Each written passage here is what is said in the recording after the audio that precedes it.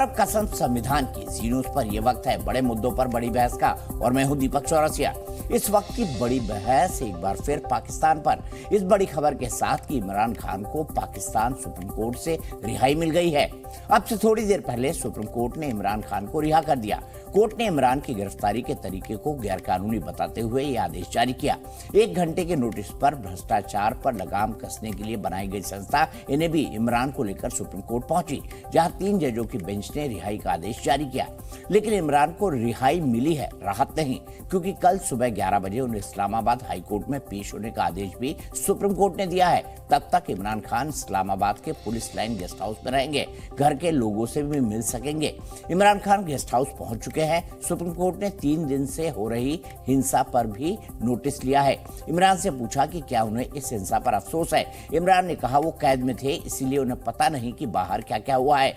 Court ने कहा कि आप नेता हैं, आप हिंसा के आरोपों से बच नहीं सकते। इमरान की रिहाई के बाद पीटीआई के समर्थकों ने आगजनी बंद करके अब जश्न शुरू कर दिए हैं।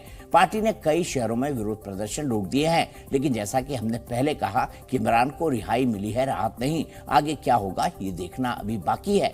क्या इमरान इसका सियासी फायदा उठाएंगे या फिर शहबाज सरकार और पाकिस्तानी आर्मी के पास अभी और भी दांव बचे हैं, क्योंकि इमरान पर मुकदमों की लिस्ट कोई छोटी मोटी नहीं है। तो पहली बात, क्या इमरान को रिहाई मिली है, लेकिन रिहाई के बाद उनका आगे की राह आसान होगी, इसको समझेंगे। इसको भी समझेंगे कि कल हाई कोर्ट ने जिस गिरफ्तारी को सही बताया, उसको सुप्रीम कोर्ट ने आनन फानन में गलत कैसे बता दिया। देखिए, ये जब पुलिस गेस्ट हाउस के लिए निकले, तब देखिए इमरान खान, जिन्होंने आरोप भी लगाया था कि उन्हें डंडे से पीटा गया, उनकी आंख के नीचे चोट है, उनके पांव में चोट है, उन्हें पीठ में भी मारा गया है, तो ये वो इमरान खान हैं, खुश दिखाई दे रहे हैं। और उनके बारे में चीफ जस्टिस ऑफ पाकिस्तान ने हाई कोर्ट के अंदर कहा, सुप्रीम कोर्ट के अंदर आपको सलामत देखकर हैप्पी टू सी यू, ये कहा उन्होंने।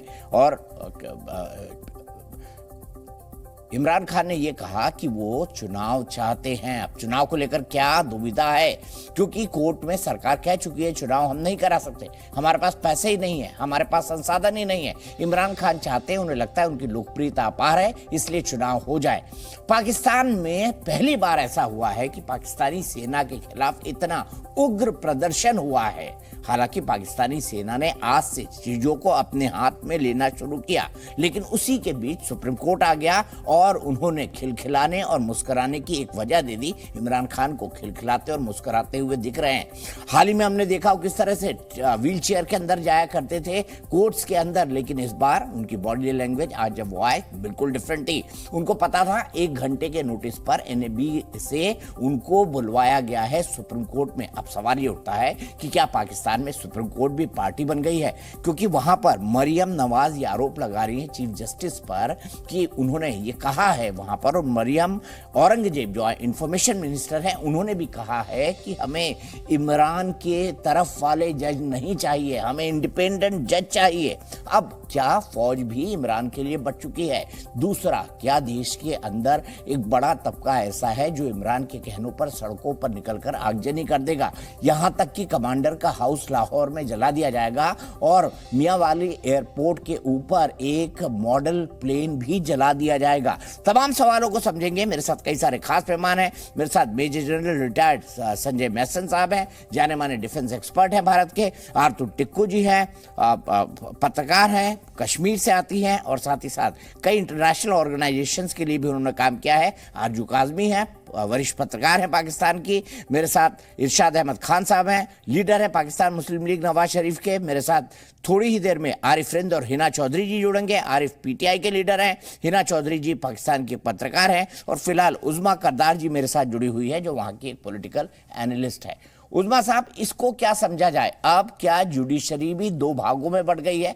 जिस तरह से एक जगह कुछ सॉफ्ट कॉर्नर था नवाज शरीफ का इमरान को लेकर, पहले सेना के मन में वो बदला, इमरान ने सेना से हाथ मिलाने की बड़ी कोशिश की, लेकिन अब कुछ सुप्रीम कोर्ट के जजों ने इमरान के साथ हाथ मिला लिया है, जिसके चलते हाई कोर्ट ने तो उनकी गिरफ्तारी को सही बना दिया, लेकिन आनन फानन में सुप्रीम कोर्ट ने रिहा कर दिया। जी, मेरे ख्याल में आप जो असल मामला है उसकी तह तक नहीं पहुंच रहे हैं।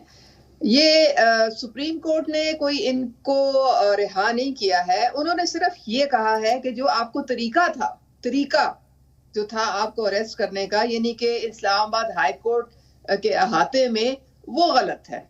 उन्होंने ये नहीं कहा कि जी आपको नैब ने क्यों बुलाया या आपके ऊपर जो इल्जामात हैं, जो रेफरेंस है वो गलत है, ये नहीं कहा उन्होंने सिर्फ ये कहा कि तरीका जो है उसकी दुरुस्तगी के लिए आप वापस चले जाएं इस्लामाबाद हाई कोर्ट और मेहरबानी करके वक्त सिर वहां पहुंच जाएं, क्योंकि वरना फिर हमें प्रॉब्लम होगी और फिर उनसे जो बातचीत आपकी होगी उसके बाद वो ही फैसला करेंगे कि क्या करना है। तो अब बात सारी ये है कि इमरान खान आपके सामने है कि आपने खुद ही कह दिया कि पिछले 8 महीने से वो चकमा दे रहे हैं, क्योंकि उनके खिलाफ 4 ओपन एंड शट केसेस हैं। एक वो फॉरेन फंडिंग का केस है जिसका ऑलरेडी आ चुका है, फर्दे जुर्म आयद हो चुकी है उनपे। एक उनका तोशे खाने का केस है, उनपे भी फर्दे जुर्म आयद हो चुकी है। और एक उनकी बेटी का है, वो भी पेंडिंग है। और ये आपके सामने, ये नैब ने उनके लिए वारंट निकाले थे। तो ये सारे केसेस मौजूद हैं। वो सिर्फ हिफाजती बेल्स लेने के लिए उन्होंने अपने कारकुनों को एक इसे कहते हैं ना इंसानी ढाल बनाया हुआ था। उनसे कोर्ट से बचने के लिए वो हर वक्त जो भी हो, जितना भी हो सकता है उन्होंने खींचने की कोशिश की है कि मैं बेल पे बेल लूं, ताकि मुझे कोर्ट में हाजिरी ना करनी पड़े या उनकी तफ्तीश में शामिल ना होना पड़े। लेकिन कब तक, आखिर कब तक? एक हद तक तो कानून आपको एक देता है फंडामेंटल राइट हिफाजती बेल का, उससे आगे आपको नहीं मिलती है। और यही सूरत हाल अभी भी है कि चलो थोड़ी देर के लिए और बेल मिल जाएगी। आखिर तो आपने, ये करप्शन का केस है, उसका जाके आपने जवाब तो देना है कि 190 मिलियन पाउंड जो था, वो जो आना चाहिए था एक्सचेकर में, स्टेट बैंक में, वो आपने अपनी एक जाती फैसले से कैसे एक बंदे के प्राइवेट अकाउंट में डलवा दिया और उसकी जगह 450 कनाल जमीन ले ली। ये जवाब तो उनको अभी भी देना है ना, वो उससे छुटकारा तो नहीं हासिल कर सकते हैं। ठीक है, लेकिन आप क्या मरियम नवाज और मरियम औरंगजेब ने कहा कि सुप्रीम कोर्ट भी बटा हुआ है, जो उनके बयान है इसी तरफ इशारा करते हैं, क्या आप एग्री करती हैं? सही है?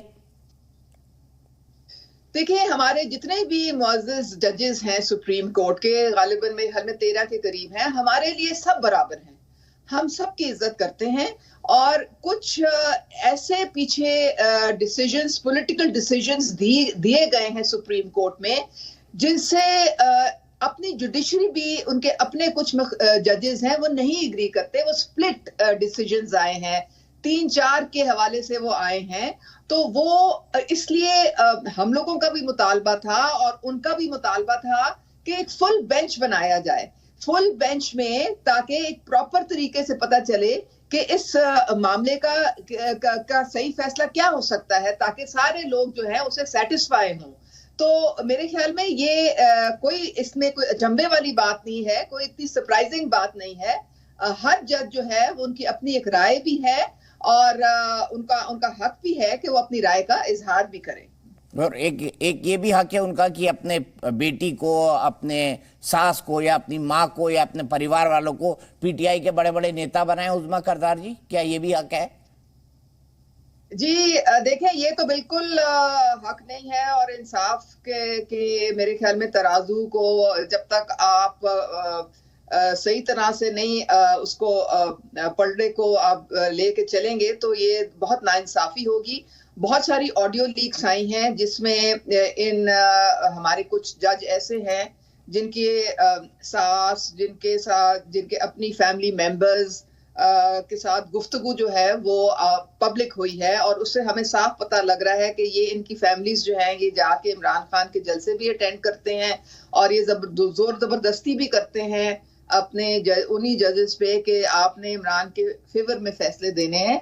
और ये बिल्कुल गलत है और इससे इनकी जो एक इम्पार्शियलिटी है और इनकी जो इज्जत है वो फिर क्वेश्चनेबल हो जाती है। ठीक है, ठीक है, एग्री करता हूं। अब आरती, मैं आपसे जानना चाहता हूं आरती जी, कि ये सब पाकिस्तान में क्यों होता है कि जजेस की फैमिली भी जो है, चलिए पीटीआई के जलसे में चलिए चलते हैं और इमरान जी के फेवर में फैसला दिलवाएंगे। ये पाकिस्तान में क्यों होता है सब? वेल दीपक जी, जैसे कि 1947 से लेकर अभी तक का जो इतिहास रहा है पाकिस्तान का, वो यही रहा है कि कोई भी इंस्टीट्यूशन सिवाय आर्मी के ना तो मजबूत है और ना ही उनकी ये जो इम्पार्शलिटी की बात हो रही थी कि बिल्कुल वो बायस फ्री है, प्रेजुडिस फ्री है, वैसा नहीं है। पाकिस्तान की सबसे बड़ी कमजोरी यही है कि उनके इंस्टीट्यूशन स्ट्रांग नहीं है। इनके जजेस हो, इनके पॉलिटिकल पार्टीज हो, या कोई भी इंस्टीट्यूशन लीजिए, वहां पे आपको बिल्कुल लोग मिलेंगे इमरान खान के साथ भी है, इमरान खान के अपोजिट भी है। लेकिन आज जो जजमेंट आया है वो कहीं ना कहीं मुझे लगता है दो चीजें दर्शाता है। एक ये कि इमरान खान का जो मैं कहूंगी फुट सोल्जर्स है, जो बाहर थे जबकि वो जेल में थे, जो फुट सोल्जर्स है, उन्होंने ये दिखाया कि वो पाकिस्तान में दंगे फसाद कर सकते हैं और आर्मी को वो डिफाई कर सकते हैं। तो ये एक बहुत ही मतलब खतरनाक इंडिकेशन है कि कहीं ना कहीं ये दर्शाता है कि इमरान खान के पास ये पता नहीं है कि वोटर है कि नहीं, लेकिन गुंडे हैं जो सड़कों पे उतर के ये पब्लिक प्रॉपर्टी तहस नहस करेंगे, मारधाड़ करेंगे, राइटिंग करेंगे। वो पावर उनके पास जरूर है और उससे बेशक बिल्कुल लग रहा है कि आर्मी को इससे बहुत बड़ा धक्का लगा होगा।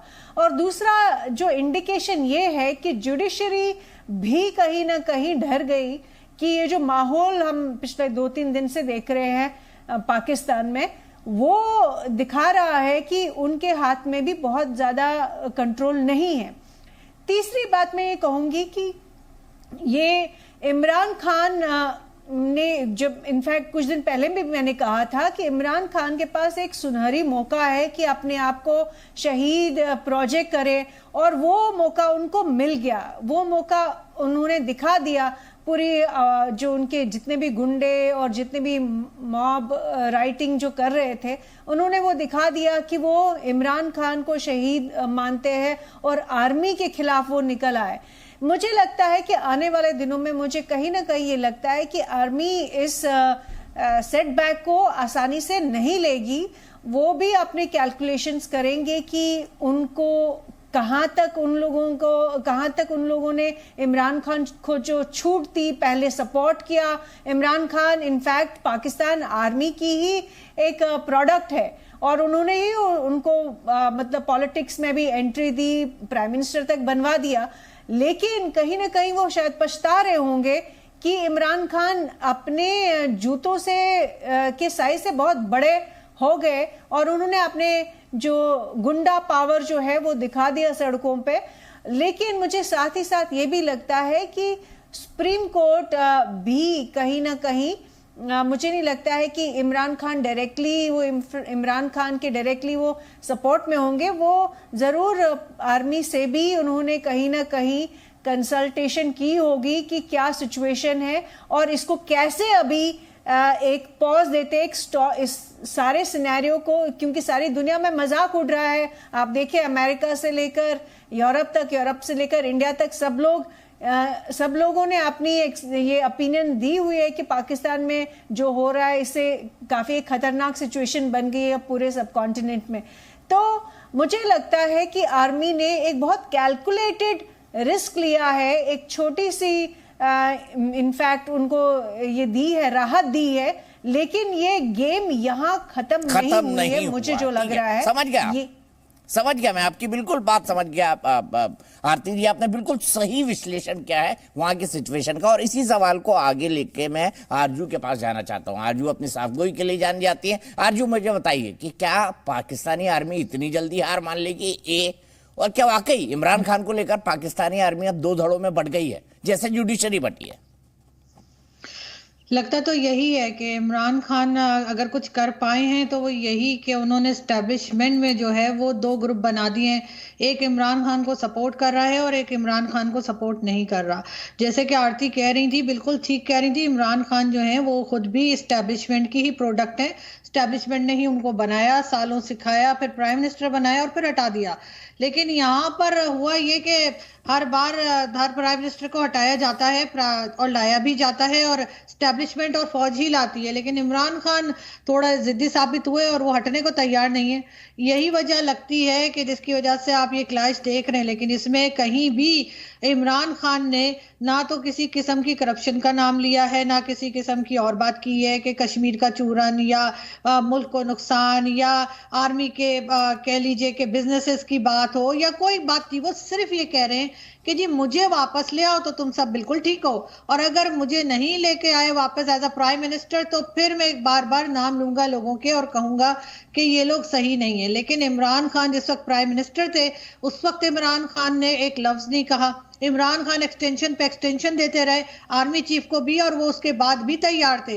वो तो क्योंकि आर्मी ने हटा दिया क्योंकि इमरान खान उनको नहीं पसंद आया या उनका काम नहीं अच्छा लगा। और जो एक सिलसिला है हमारे यहाँ तो 75 ईयर से यही होता आ रहा है। दीपक जी आपने देखा है कि कौन सी ऐसी गवर्नमेंट है, कोई एक सिंगल गवर्नमेंट मुझे बता दीजिए जिसने अपना टाइम पूरा किया हो। तो हर बार यही कुछ होता है। लेकिन इस बार हुआ ये कि जो प्रोडक्ट आर्मी ने या एस्टेब्लिशमेंट ने तैयार की थी वो उनके अपने गले पड़ गई है और अब उन्हें संभालना मुश्किल हो रहा है। ठीक है, आपने ठीक कहा। इसको हमारे कहावत है हिंदी में आज, जो हमारी बिल्ली हमी से म्याऊं। तो ये जो बिल्ली बनी थी ना वो बिल्ला बन गया। अब बिल्ला बन के क्या करेगा इसी को समझना है। लेकिन संजय मेस्टन साहब, जो तस्वीरें हमने देखी पाकिस्तान में, उसके बाद क्या आपको ऐसा नहीं लगता कि आने वाले समय के लिए पाकिस्तान एक बारूद के ढेर पर बैठा हुआ है?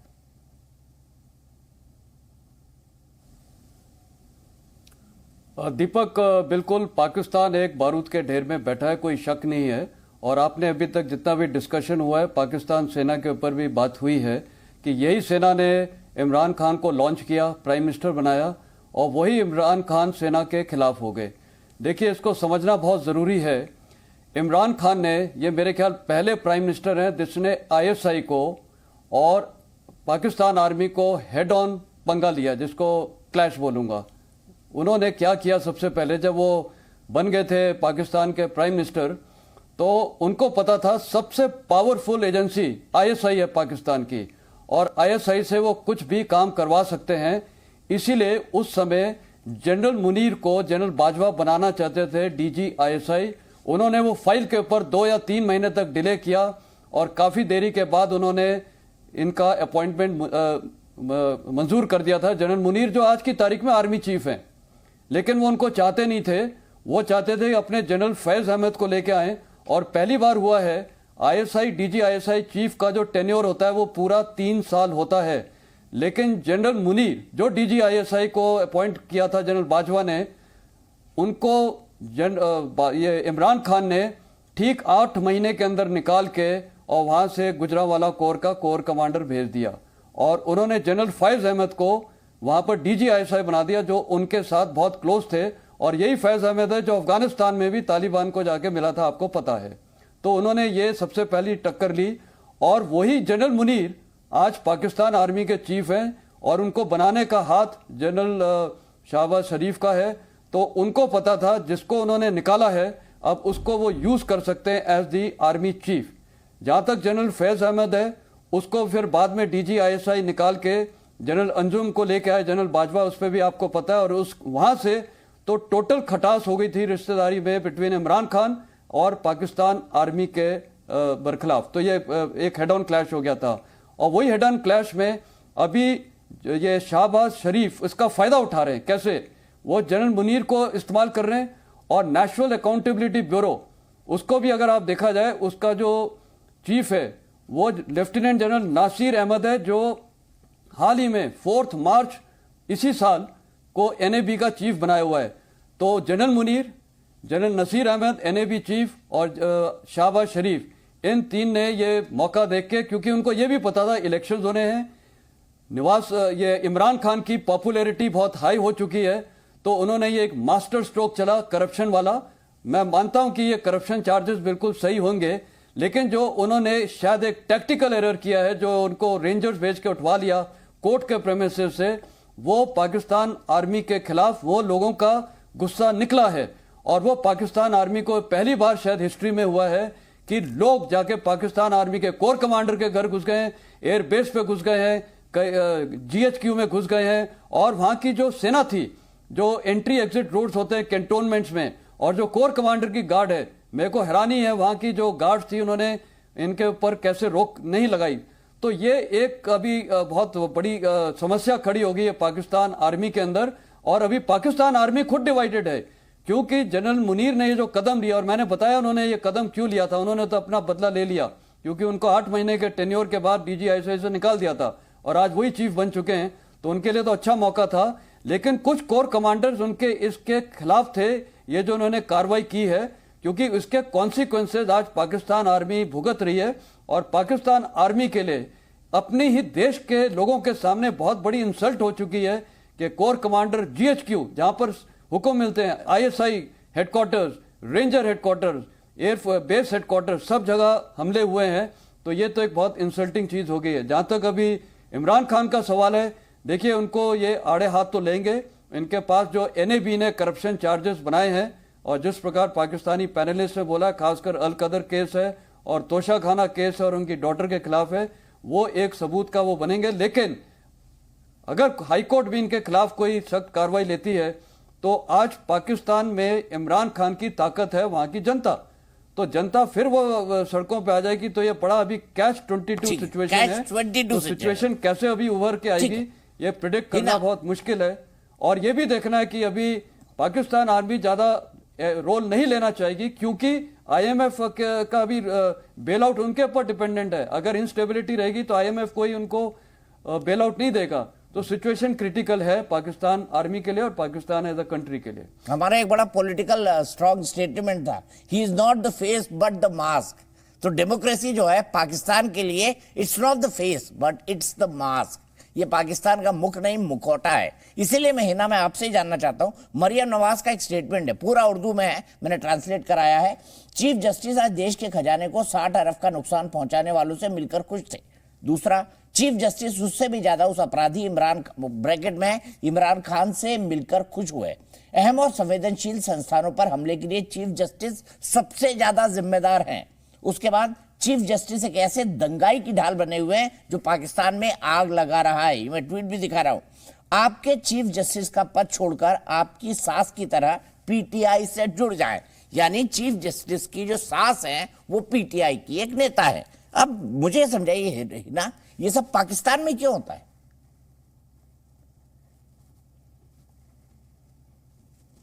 ये पाकिस्तान में अभी हो रहा है, तो हम उससे बात होता है वाला बहुत अभी करंट सिचुएशन में बात कर लेते हैं। अभी हमें कल तक ये लग रहा था, दीपक, मेरा अपना एनालिसिस भी यही था कि इमरान खान को शायद इतनी जल्दी रिहा भी नहीं करेंगे, लेकिन फिर एक हाई अलर्ट जारी किया गया जनाब, एक बड़ा फैसला आ गया, और वो कि इमरान खान को कल हाई कोर्ट जो है वो केस की समाअत करे, जो भी उनके खिलाफ केस है। अच्छा, जो उनकी गिरफ्तारी थी, डिबेट ये हो रही थी कि जो उनकी गिरफ्तारी जिस अंदाज में की गई है, जो किया गया, यानी केस तो अल-कादिर यूनिवर्सिटी का है कि उसके नाम पे फंड हुए और वो बुशरा बीबी के नाम लिए गए, वो जुल्फी बुखारी के नाम है, वो बाबर अवान के नाम है, वो इमरान खान उसमें मुलविस है। लेकिन जो तरीकाकार है, यानी रेंजर्स को इन्वॉल्व करना, अगर नैब का ये केस था, यानी नेशनल अकाउंटेबिलिटी ब्यूरो जो है, अगर एहतसाब अदालत में पेश करना था तो उसके लिए इस्लामाबाद पुलिस गिरफ्तार करती। तो जो तरीकाकार था उस पर सवालिया निशान थे और उसी को एड्रेस किया। अभी पता है पाकिस्तान में क्या सिचुएशन है? अभी पाकिस्तान में सिचुएशन की, अगर internally, I am not sure कि I should talk about it और नॉट, जो एस्टैब्लिशमेंट है, जो लोगों का रिएक्शन आया है अगेंस्ट एस्टैब्लिशमेंट, क्योंकि लोगों को ऐसा लगता है कि जो इमरान खान की पार्टी से बिलोंग करते हैं या इमरान खान के सपोर्टर हैं या जो प्रोटेस्ट में हिस्सा ले रहे हैं, वो एस्टैब्लिशमेंट के खिलाफ है। एक क्लियर डिवीजन आ गई है मुल्क में। उस डिवीजन को कैसे खत्म करना है, क्योंकि डिवीजन सिर्फ पार्टीज में नहीं, सपोर्टर्स में भी नहीं है इतनी, जितनी खुद एस्टैब्लिशमेंट में आ गई है कि कुछ लोग इमरान खान की सपोर्ट में भी है वहां पर। तो अभी एस्टैब्लिशमेंट के लिए जरूरी है कि वो अपना मोराल कैसे अप करते हैं, वो अपनी पोजीशन को कैसे बहाल करते हैं। वो रिस्पेक्ट जो हमेशा से पाक फौज की रही है वो रहेगी, लेकिन फिर भी जो PTI सपोर्टर्स ने या कारकुनान ने एक इमेज बिल्ड करने की कोशिश की अगेंस्ट एस्टैब्लिशमेंट, और जो कल से हमले हुए परसों से, वो हमने देखे, GHQ पे हमला, वो कोर कमांडर हाउस, तो ये तमाम हमले पाकिस्तान में पहले नहीं हुए। ये इस तरह की इंसर्जेंसी हमने, मतलब मैंने अपनी एज में नहीं देखी, और ये हालात पाकिस्तान के लिए काबिल तशवीश जरूर थे। अब इमरान खान को जो रिलैक्सेशन मिली है उससे ये भी क्लियर कट हम अंदाजा नहीं लगा सकते कि इमरान खान कल रिहा हो जाएंगे या नहीं। लेकिन एक बात जरूर मैं कहना चाहूंगी, अभी दो सोल्यूशन है हमारे पास। इलेक्शन अनाउंस करने हैं as earlier as possible, election announce करें आइदर विदाउट इमरान खान, ये एक स्ट्रेटेजी है, और बिलो 2/3 मेजोरिटी। ठीक है, लेकिन हिना, इमरान खान हार गए तो वो नतीजे थोड़ी मानेंगे, और पाकिस्तान की फौज उनको जीतने नहीं देगी, ये भी तो सही है ना।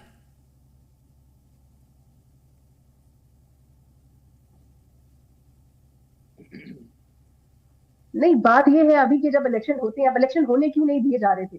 अगर आपकी बात सच है कि एस्टैब्लिशमेंट कहाँ जीतने देगी इमरान खान को, तो फिर इलेक्शन तो अनाउंस हो जाने चाहिए थे।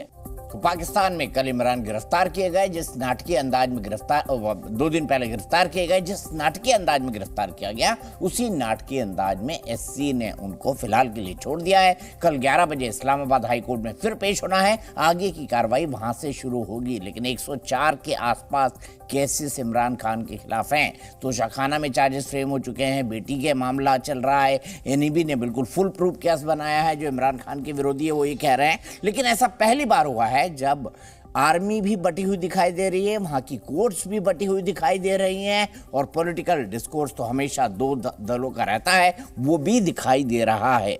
अब मैं सीधे आरती जी आपके पास आना चाहूँगा, और मैं ये समझना चाहूँगा, एक बड़ी बात, जो सबसे बड़ी बात मुझे इमरान खान की लगी, जब उनको गोली लगी तो उन्होंने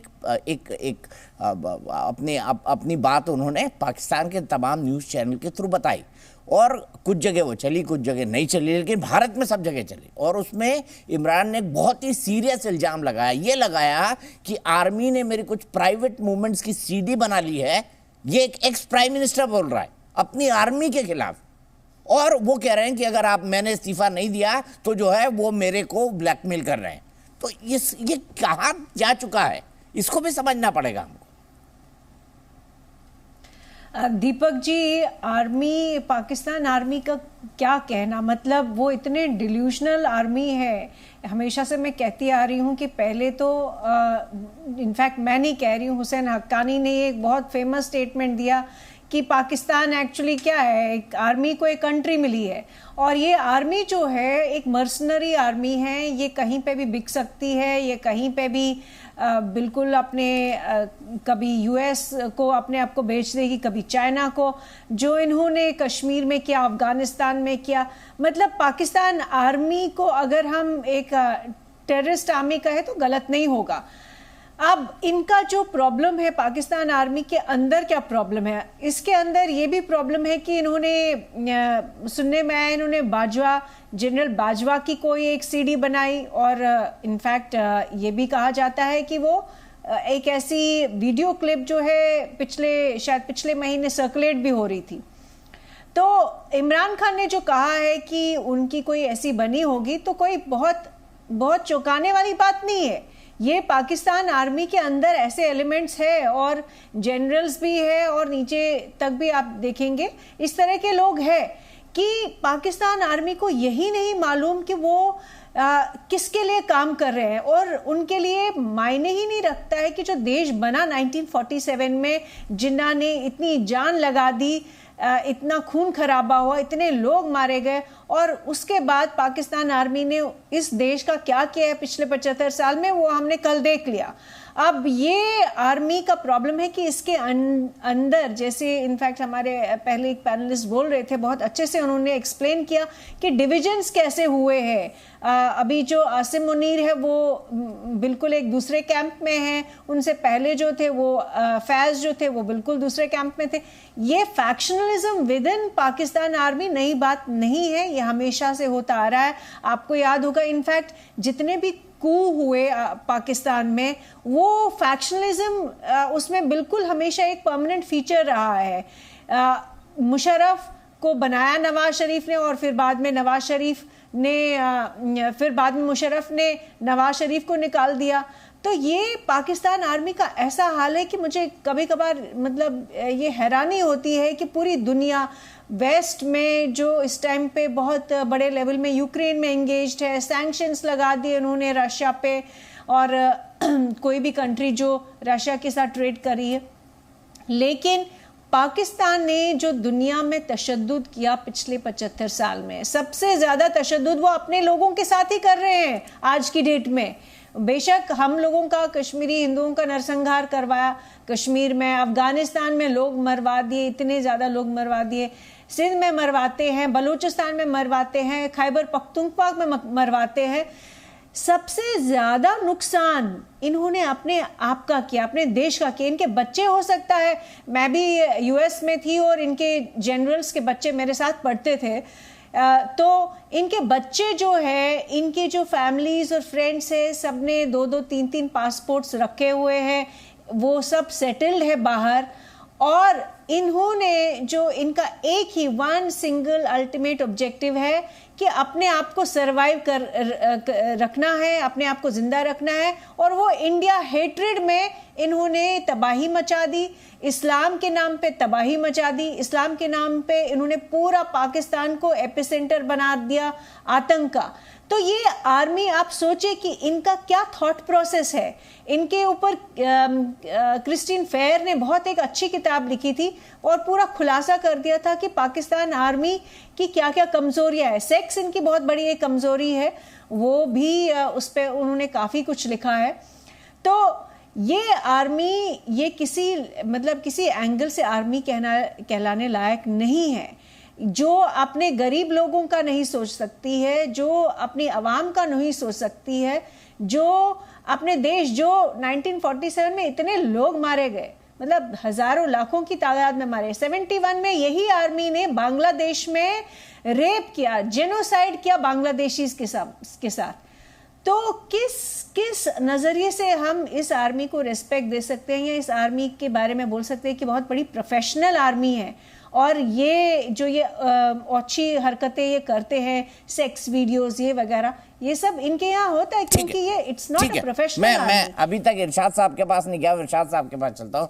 इरशाद साहब नमस्कार। आप पाकिस्तान में कुछ भी हो जाए, आपके कपड़े का क्रीज कम नहीं होता है, मुझे बड़ा मजा आता है आपसे बात करके। उस्मान जी, मैं 1 मिनट में आ रहा हूँ। मैंने इरशाद साहब को एक भी मौका नहीं दिया, कट जा रहा था उनका कनेक्शन बार बार। अब मैं ये आपसे समझना चाहता हूं, मुझे बताइए इरशाद साहब कि ये क्या है, मतलब क्या है कि एक पूर्व प्रधानमंत्री आरोप लगा रहा है कि आर्मी वालों ने मेरे को सीडी बना के रख लिए हैं और मेरे को उससे ब्लैकमेल कर रहे हैं, मतलब एड्रेस टू नेशन में। अब मैंने ये भी सुना कि आपके एक जनरल बाजवा हैं, ये कमर जावेद बाजवा नहीं, एक दूसरा जनरल बाजवा है जो बड़े महत्वपूर्ण पोजीशन पे थे। उनकी पूरी फैमिली पूरे यूरोप में पापा जोन्स पिज्जा बनाती है। अब मुझे ये भी बताइए कि ये आर्मी वाले के जनरल कब से पिज्जा बना के बेचने लगे भाई? बहुत शुक्रिया। मैं ये कहता हूँ, रिटायरमेंट के बाद कोई भी कुछ भी करे, उसको आप रोक सकते हैं ना मैं रोक सकता हूँ, ना दुनिया में कोई रोक सकता है। जनरल रिटायर्ड होने के बाद उनके बच्चे, जाहिर सी बात है, एजुकेशन हासिल करते हैं, बिजनेस करते हैं, वो दुनिया में जहां भी कारोबार कराची रावलपिंडी में बिजनेस नहीं है क्या कोई? सुन लीजिए, कराची, आप तो कह रहे हैं लाहौर में बड़े सब कुछ बहुत अच्छा है। मैं कह रहा हूँ कोई बिजनेस ही नहीं है लाहौर में करने के लिए कि कोई जनरल का बेटा कर ले। लाहौर में, कराची में, रावलपिंडी में या बलूचिस्तान के अंदर, खैबर पख्तूनवा में, कहीं पे भी, फॉर दैट मैटर अफगानिस्तान में, सऊदी अरब में, ईरान में, इराक में, मुझे बोलने दें। सब यूरोप ही क्यों जाते हैं? मुझे समझाइए ना कुछ। मैं ये कहता हूं कि देखें, दुनिया में जहां भी रिस्क ज्यादा हो, बंदे को कोशिश करता है अच्छे से अच्छे की। हो सकता है मुझे मैं भी कोशिश करता हूं, कहां जाता हूं, मैं बिजनेस के लिए जाता हूँ, तो उसमें कोई दूसरी राय नहीं। दूसरी बात ये मेरी बहन फरमा रही थी कि पाकिस्तान आर्मी 2 हिस्सों में तब्दील हो चुकी, कभी भी नहीं होगा। पाकिस्तान आर्मी एक पेज पे है, पाकिस्तान आर्मी पाकिस्तान की आर्मी है और पाकिस्तान को दिफा के लिए वो हर वक्त शाना बशाना खड़ी होती है। सुप्रीम कोर्ट तो बट गई ना 2 हिस्से में। चलिए, मैंने माना आर्मी नहीं बटी, इरशाद साहब सुप्रीम कोर्ट तो बस गई ना, बट गई ना 2 हिस्सों में। ये मरियम नवाज साहब क्यों लिख रही है ऐसा? आप सुने जरा। ये पीटीआई के जो ये चीफ जस्टिस ऑफ इंडिया है, वो करा है उन्होंने। ये क्या कुछ किसी सोशल मीडिया पे लिखा है, उर्दू में लिखा है? हो सकता है आपका कोई सोशल मीडिया अकाउंट हो, मतलब सोशल मीडिया फोरम हो जो खाली पाकिस्तान में चलता है। मुझे बताइए कि क्यों कह रहे हैं कि इनके साथ पीटीआई के नेता है? ऑडियो रिलीज हुए हैं, लीक हुए हैं, जिसमें परिवार वाले कह रहे हैं इमरान के फेवर में जजमेंट दे। चलिए, मैंने माना आर्मी आपकी बड़ी अच्छी है, वो बिल्कुल पाक साफ है। ये जजेस को क्या हो गया? सही कह रहे हैं। और आपकी नेता मरियम नवाज क्यों बोल रही है ऐसा? मैं वही कह रहा हूँ, बिल्कुल सही फरमा रही हैं वो। बिल्कुल यही कुछ है कि इनकी फैमिलीज मुख्तलिफ पार्टीज में हैं और इनकी जितनी भी फैमिलीज हैं वो पीटीआई में, इसमें कोई दूसरी अच्छा, राय कोई है जज ऐसा भी है जिसकी फैमिली पाकिस्तान मुस्लिम लीग नवाज शरीफ में हो? ये भी बताइए इरफान साहब। देखिए, ये जमहूरियत का हुस्न है। मेरे पाकिस्तान में जमहूरियत है, और जमहूरियत का हुस्न यही होता है कि जहां आप चाहें, जिस पार्टी में चाहें जा सकते हैं, तो उसमें रोकने वाला कोई नहीं है। जज की सास भी जज की बेटी भी, जज की सास भी जज की बेटी भी। मतलब और बताइए कौन से सुप्रीम कोर्ट के जज है जो आपकी पार्टी के, जिनके परिवार वाले आपकी पार्टी के नुमाइंदे हैं? देखे मैं आपके चैनल पे बैठ करके क्यों अपने आप को मैं ढोल पिटूं? मुझे मालूम है कि जो मेरे साथ लोग हैं, मेरे साथ जो मेरी पार्टी से मोहब्बत करते हैं, मेरे कायदीन से मोहब्बत करते हैं, मेरी मरियम बहन से मोहब्बत करते हैं, मुझे मालूम है वो पाकिस्तानी है, कोई हिंदुस्तान से तो दुनिया को भी मालूम है सर, मैं नाम ले सकता हूँ, नहीं ले रहा हूँ, मुझे पता है, दुनिया को भी मालूम है। आप ले ना लें उससे कोई फर्क नहीं पड़ने वाला मुझे। मैं ये कह रहा हूँ कि जमहूरियत का हुस्न इसी में है कि किसी को रोका नहीं जा सकता कि आप पीटीआई में जाएं या नून में जाएं या पीपल्स पार्टी में जाएं। देखिए पीडीएम जो अरे भाई मरियम जी ने कहा है ये सब इसीलिए इन्होंने इमरान को छोड़ दिया। मैं ये कह रहा हूँ, इसीलिए जमहूरियत इसी को कहते हैं कि देखिए कितनी पार्टियां इकट्ठी होकर के पाकिस्तान में इस वक्त हुकूमत बनाए हुए हैं। अच्छा, वो जो सीडी की बात करी थी इमरान खान ने, जो सेना ने उनकी बताई है, ये भी जमहूरियत में बनाते हैं। देखें जमहूरियत का मतलब क्या है कि सब आजाद हैं। सब सीडी बनाओ, सबकी सीडी बनाओ, सब आजाद है, जो मना करो। लेकिन जो गलत काम करेगा वो अच्छी बात नहीं है। हम कभी भी नहीं चाहेंगे किसी की माँ बहन की सीडी बनाई जाए, ये अच्छी बात नहीं है, अच्छी रीत रिवाज नहीं है। और ये पीटीआई ने हमें तोहफा दिया कि जो भी उल्टे काम हुए इन 3-3.5 साल में हुए, और उसका खमियाजा भुगतेगी पूरी कौम। आने वाली नस्ल भी हमारी इसके लिए तैयार है। बाकियों ने जन्नत में पहुंचा दिया पाकिस्तान को सर, बाकी लोगों ने तो 75 साल में जन्नत में पहुंचा दिया पाकिस्तान। मैं कह रहा हूँ दीपक जी, जन्नत से भी बेहतर है, बड़ा खूबसूरत मुल्क है मेरा। मैं आपको हमेशा दावत देता हूँ। अरे सर, मैं 7 बार आ चुका हूँ, छोड़िए ना सर, क्यों मेरा मुंह खुलवा रहे हैं? मैं 7 बार आ चुका हूँ, मैं बताऊँ कब आया, डेट और साल भी बता सकता हूँ। दीपक जी आप घूमे नहीं, जैसे मुझे नहीं घूमने देते आपके हिंदुस्तान सर। मैं लालू जी को लेके गया था इस्लामाबाद के एक बाजार में, वहां पे उन्होंने कहा था ये क्या है, तो लोगों ने बताया था आलू, तो उन्होंने कहा था मैं हूँ लालू, आया हूँ हिंदुस्तान से। ये भी मैं कर चुका हूँ आपके ही बाजारों में। दीपक मैं हिंदुस्तान जाता हूँ, मुझे भी किसी जिस जगह का वीजा होता है वहां से हिलने नहीं देते, आपकी एजेंसी चेक करते हैं। तो इसी तरह जब आप लोग आते हैं, हालांकि हम तो आपको घुमाते हैं हिंदुस्तान से। ना सर, मुझे भी इस्लामाबाद से हिलने नहीं दिया गया था, मुझे भी इस्लामाबाद से नहीं हिलने दिया गया था। मैं तो चाहता था दाऊद के बंगले पे कराची में क्लिफ्टन पे जाके रिपोर्टिंग करो, आप करवा सकते, मैं आ जाता हूं। तो बिल्कुल रीतो रिवाज ऐसे हैं, हमारे हालात ऐसे हैं पाकिस्तान हिंदुस्तान के। मेरा वजीर खारजा बिलावल भुट्टो जरदारी इसीलिए गया था कि आओ हालात ठीक करें, लेकिन उसको आपने नेगेटिव में डाला और उल्टी सीधी बातें की मेरे वजीर खारजा के ऊपर। तो काश वो गए थे तो ये हालात को ठीक करते, आप लोग दुरुस्तगी की तरफ जाते। आप उसी के पापा को क्या कहते थे, मिस्टर 10%? इरशाद साहब, आप उसी के पापा को मिस्टर 10% कहते थे कि नहीं कहते थे, ये बताइए ना। बयानबाजी कहते थे कि नहीं कहते थे? नीदरलैंड में पढ़ा रहे हैं आजकल उसको कि आसिफ अली जरदारी मिस्टर 10% थे। सियासत में क्या कुछ नहीं होता, रियासत में तो सब कुछ होता है, सियासत में भी सब कुछ होता है। तो हम उसको हम डिनाई नहीं करते हैं, जो कुछ कहते हैं। मैं बड़ी मासूम नहीं है, बड़ा खूबसूरत है मुल्क मेरा पाकिस्तान, बड़ी मासूम है मेरी। हम तो सब चाहते हैं कि चमन में सब फूल अच्छे हों। तो मैं वही कह रहा हूँ कि सब कुछ अच्छा, और चमन के फूल इंशाल्लाह महकेगा पाकिस्तान, और महक रहा है पाकिस्तान। हम चाहते हैं कि खित्ते को भी महकाएं। काश आप लोग हमसे अभी थोड़ा सा बहक रहा है, महक नहीं रहा है, अभी बहक रहा है। बिल्कुल, अभी पाकिस्तान बहक रहा है कि नहीं बहक रहा है, ये बताइए आप। दीपक जी मैं बता रहा हूँ, 2-3 रोज की बात है ये। देखिए आज बिल्कुल पुरअमन था पाकिस्तान। 2 दिन उन्होंने, जाहिर सी बात है, उन्होंने गुंडागर्दी की। जैसे कि हिना ने कहा, अपना उस्मा कारदार साहबा ने कहा कि मुल्क में गुंडागिरी हुई है। इनके साथ बहुत सारे लोग हैं जिनकी लाहौर में ट्रेनिंग हुई, जो भेजे गए आपके लोग। कुछ लोग कहीं से आए, कुछ लोग कहीं से आए, कुछ लोग हिंदुस्तान से आए, जिनको ट्रेन किया गया पाकिस्तान को जलाओ गिराव करने के लिए। तो उसमें कोई दूसरी राय है नहीं, लेकिन हमने कंट्रोल किया, हमारी एजेंसियों ने कंट्रोल किया। आप लोग इल्जाम लगाते हैं कि आर्मी आ गई। आर्मी मेरे पाकिस्तान की है, आर्मी सरहदों की मुहाफिज है, आर्मी हमारी इमलाक की मुहाफिज है, आर्मी हमारी जान की मुहाफिज है। वो हिफाजत नहीं करेंगे तो कौन करेंगे? कानून हमारी हिफाजत करेगा। हाँ, अगर कोई गलती करेगा तो कानून हरकत में आएगा, और कानून सजाएं भी देना जानता है, और कानून आजाद करना भी जानता है। जैसे आज छोड़ना भी जानता है इमरान को। मैं वही कह रहा हूँ, मैं वही उसी तरफ आ रहा हूँ। मैंने कहा जैसे कि कानून हरकत में आया, उन्होंने आजाद किया, लेकिन उनको आजाद इस तरीके से नहीं किया कि उनको बिल्कुल छोड़ दिया गया। उनको बस सिर्फ ये कहा गया, जैसे उस्मा बहन ने भी कहा कि एक तरीका गलत था, उसको ठीक करने के लिए सुबह ही हाई कोर्ट में ठीक पेश है। होंगे। उस्मा हो जी सकता कुछ है कहना दोबारा चाहती थी, गिरफ्तार आप कर जोड़िए, लिया फिर मैं संजय मैस्टन साहब से एक क्लोजिंग कमेंट लूंगा। जी देखिए, मैं आपकी जो मोहतरमा मेहमान है, मुझे इन पे बहुत तरस आ रहा है। इनके आसाब पे जो है वो पाकिस्तान आर्मी सवार है। इनको ये नहीं मालूम है कि जो पूरी कौम है वो पाक फौज से मोहब्बत करती है और हम अपनी फौज के पीछे खड़े हुए हैं। पिछले 15 साल से हमारी अफवाज has made it very clear कि वो तमाम जो जमहूरी हुकूमतें आएंगी वो उनके पीछे खड़े हैं। तो इसलिए ये जो आपका कहना है ना कि वो मशीनरीज हैं, वो फलाने हैं, वो खा गए हैं, वो पी गए हैं, ये सब फजूल बातें हैं। क्योंकि अच्छा उस्मा जी ये बताइए ना, आपने सुना था लाहौर से क्या कहा था अस्पताल से इमरान साहब ने? क्या तमाशा हुआ था, रोता पीटता वो वापस हमने आपके पास भेजा था। हमारी फौज बेहतरीन स्टैंडिंग आर्मी है दुनिया की, इसीलिए आप खौफजदा हैं। आपको प्रॉब्लम बहुत है। आपको ये नहीं पता कि जो इमरान खान जो हटाए गए थे वो कॉन्स्टिट्यूशनली हटाए गए थे, फौज का कोई अमल दखल नहीं था। और अभी भी अगर आपको रेंजर्स नजर आए हैं तो they are working under the civilian government. जो चीफ मिनिस्टर है पंजाब और केपी के, उन्होंने आईन के मुताबिक उनको in aid of civil administration बुलाया है और ये अनकॉन्स्टिट्यूशनल है।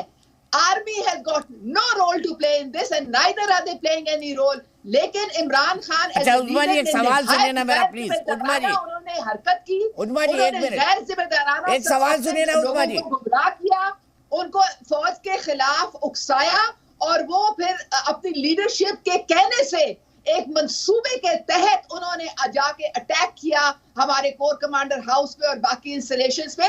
लेकिन इसको कौम कभी माफ नहीं करेगी क्योंकि ये हमारी रेड लाइंस है और हम किसी को ये रेड लाइंस नहीं क्रॉस करने देंगे। रियासत पे कोई भी अगर हमला आवर होगा तो उसको आहनी हाथ से उसको जो है वो डील किया जाएगा, किसी को भी कोई रियायत नहीं मिलेगी। और ये समझ आ जानी चाहिए इन लोगों को। कसूरवार जो है, आज चीफ जस्टिस ने भी कहा कि आप ये ना समझे कि आप you are absolved of all responsibility. Imran Khan, जिम्मेदारी आपकी थी।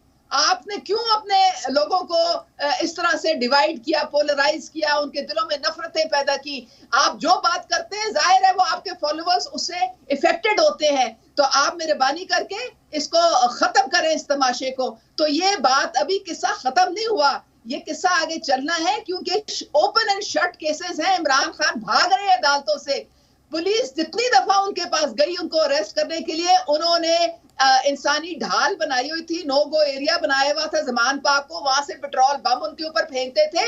हर दफा पुलिस जो है वो इसलिए वापस आ जाती थी कि कोई इंसानी जान का जिया ना हो, हम कोई प्रॉब्लम ना हो। लेकिन इस चीज को मुझे सिर्फ एक सवाल का जवाब दे दीजिए। आपके इसी एक्स प्राइम मिनिस्टर ने लाहौर में अस्पताल में बैठ के आरोप लगाया था ना कि ये फौज वालों ने मेरी सीडी बना ली, वो दिखा के मुझे ब्लैकमेल कर रहे। कहा था कि नहीं कहा था, ये बता दीजिए। देखिए, कोई किसी को ब्लैकमेल नहीं कर सकता है। अरे कहा था कि नहीं कहा था? मैं तो उस्मा जी आपसे इतना पूछ रहा हूँ, कहा था कि नहीं कहा था इमरान खान ने? कोई भी ऑडियो बना लेता है, उसकी फोरेंसिक करानी पड़ती है। आप फोरेंसिक अरे वीडियो बनाया भाई, वीडियो बना के ब्लैकमेल कर रहे हैं, ये बोल रहे थे फौज वाले मुझे ब्लैकमेल कर रहे थे, ये इमरान खान ने कहा। सबसे ज्यादा ब्लैकमेल तो इमरान खान ने जो चेयरमैन नैब थे उनको किया था। वहां पे उनकी एक वीडियो थी जिसकी तैयबा गुल की। ठीक है, मैं यहीं पे रुकता हूँ उस्मा जी, कल परसों फिर बैठेंगे क्योंकि ये खत्म होने वाला तो है ही नहीं। तो मुझे आप सबसे रिक्वेस्ट करनी होगी कि आइए पाकिस्तान की सूरत हाल पे चर्चा करते हैं। बाकी इरशाद साहब थैंक यू वेरी मच। शिना आपका, उस्मा जी, आरती जी और महसन साहब, सॉरी एक ही बार में आपके पास आ पाया, लेकिन फ्लो कुछ ऐसा चला गया। लेकिन आप सबका बहुत बहुत शुक्रिया। उम्मीद करते हैं कि पाकिस्तान की दुश्वारियों का अंत जल्दी हो, लेकिन क्या होगा इस सवाल का जवाब पता नहीं कौन जानता है। Z News।